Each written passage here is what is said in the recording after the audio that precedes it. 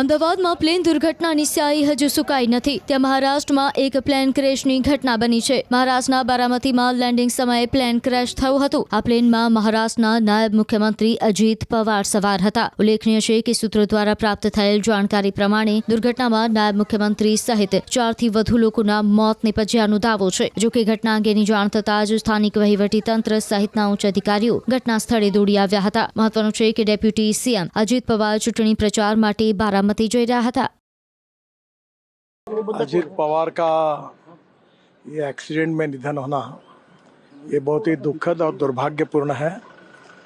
पिछले 40 साल से महाराष्ट्र के राजनीति में मेरे बहुत घनिष्ठ मित्र रहे, उनके मेरे पारिवारिक संबंध रहे। बहुत कर्मठ, अच्छा प्रशासक और विकास की दृष्टि रखने वाले ऐसे वो नेता थे। उनके जाने से बहुत बड़ा नुकसान हुआ है।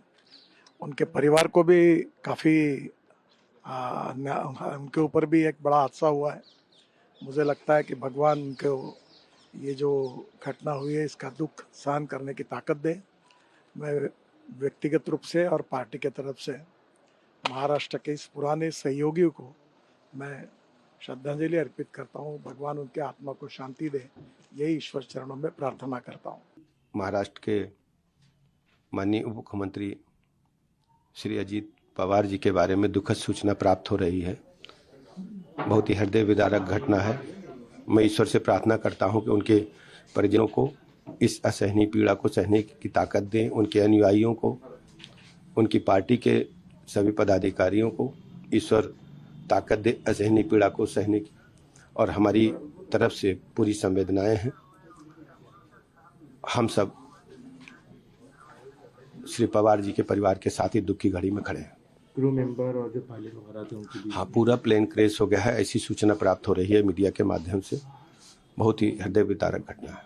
अजीत पवार जी महाराष्ट्र के डेप्यूटी सीएम थे और उन्होंने बहुत सालों से महाराष्ट्र के राजकारण में अपना जो एक स्थान बना लिया था और बहुत काम भी उन्होंने किया था। आज उनके अचानक जाने की वजह से महाराष्ट्र के पॉलिटिक्स में भी एक बहुत बड़ा सुनाव का सर्जन हुआ है। महाराष्ट्र के लिए भी उनके फैमिली का जो क्षति वो स्वाभाविक रूप से है और महाराष्ट्र को भी क्षति है। और महाराष्ट्र को आज तक के पॉलिटिकल जो उनके समय में कभी भी उनको अवॉइड करके कोई भी अपना पॉलिटिक्स नहीं कर सकता था, वो संभव भी नहीं था। आज अचानक जाने की वजह से सभी समीकरण बदल जाएंगे। बहुत ही ये शॉकिंग न्यूज़ है, दर्दनाक है और हृदय विदारक है। आपसी मतभेद रहे हैं पर उनके साथ मुझे काम करने का मौका भी मिला है और अत्यंत कमिटेड और हमेशा काम से काम रखने वाले एक व्यक्ति थे।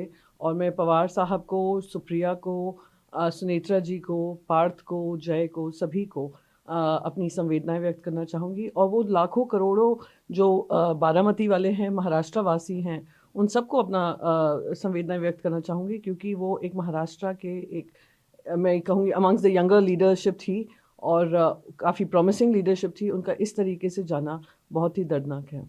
देखिए, बहुत ही दुखद है। एक ऊर्जावान नेता की इस प्रकार से अचानक मौत हो जाना निश्चित रूप से बहुत दुखदायी है। और प्लेन का क्रैश होना बहुत ही मतलब सुबह ही सुबह ऐसी न्यूज़ मिली कि बड़ा मन एकदम विचलित हो गया। और बहुत ही हमारी पूरी संवेदनाएं उनके परिवार के साथ हैं। शांति दे और परिवारजनों को हिम्मत दे इस बड़े हादसे को सहन करने के लिए। ईश्वर के सामने हम सब झुक जाते हैं और ईश्वर ही सभी का ध्यान भी रखते हैं। मेरी ईश्वर से यही प्रार्थना है कि परिवारजनों को हिम्मत दे और अजीत दादा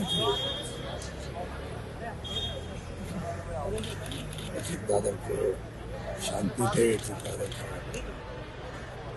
इस दुखद हादसे पे वास्तव में हम सब महाराष्ट्र के सभी लोग शोक में। बहुत ही दुखद समाचार समस्त पवार परिवार और जितने भी हमारी तरफ से संवेदना और मैंने बात की सुप्रिया जी से भी और उनकी मिसेस से।